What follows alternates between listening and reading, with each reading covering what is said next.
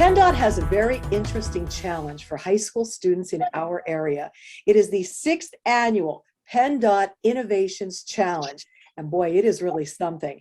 Here to tell us the details is Jessica Ruddy. Jessica is Community Relations Coordinator for PennDOT's District 4.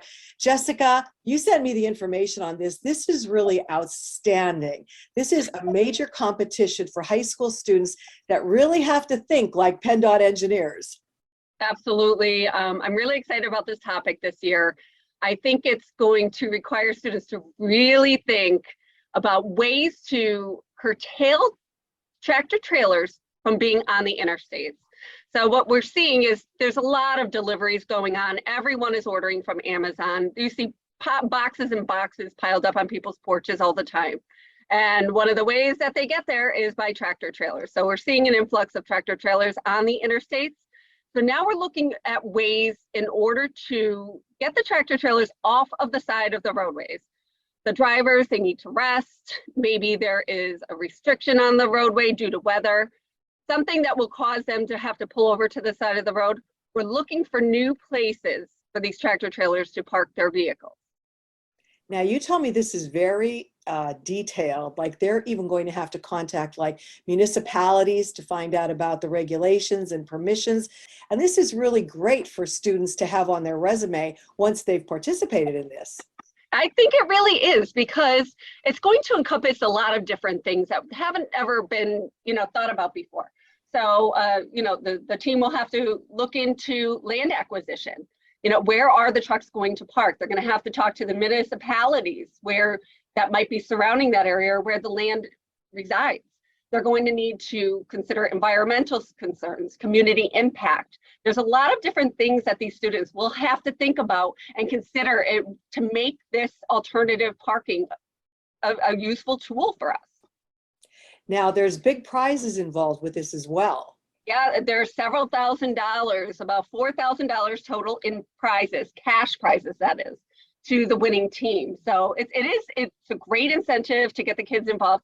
It actually, it opens their mind to STEM and to engineering and how they can participate in government. And I think this challenge is really unique. Wow. So now, from past challenges, were you impressed by the submissions that you received from the students? We were. They really think outside the box. They come up with different kinds of apps and alternatives for messaging and things that maybe we wouldn't think of. The younger generation, they know what their siblings and their classmates are all thinking of, and sometimes us as older individuals, we might not think of it that way. So it is really good to get the younger kids involved. I think that's a great idea. So now, for students or their parents that are watching this interview today, tell us who is eligible and how do they enter? Okay, so it is students in any kind of a school, whether they're homeschooled to the public sector, grades 9 through 12 can all participate. They will need to participate as a group and have one of their teachers be their advisor. And the best submissions that we've seen so far have somewhat of an animated kind of presentation. They will take turns. They'll use PowerPoint in order to present their idea. They might have props. So students in grades 9 through 12, a lot of them STEM students or people that are interested in the STEM program. So, we really do encourage any of the school teachers who teach STEM to get these kids involved and to participate in the Innovations Challenge. So now, where do they find all the details on how they do get to enter this? What they can do is easily Google PennDOT Innovations Challenge, and the page will come up. It will display the prizes, the competition, what kind of parameters they need to be in.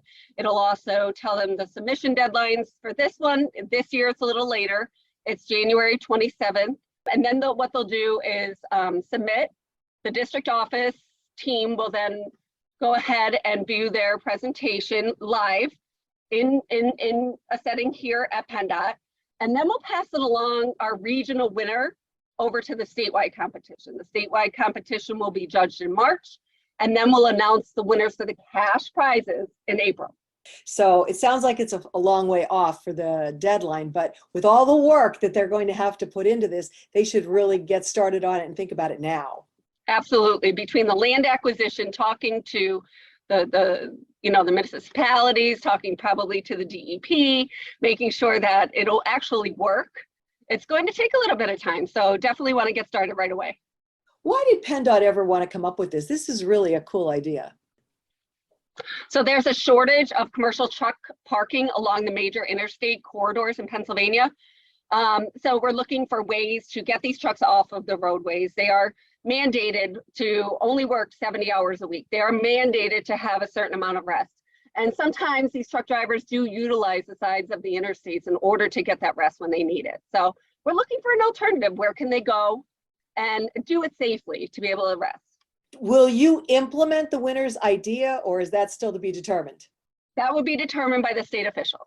Good luck to everybody who enters, and we hope to talk with you about the winner. Thanks, Lisa.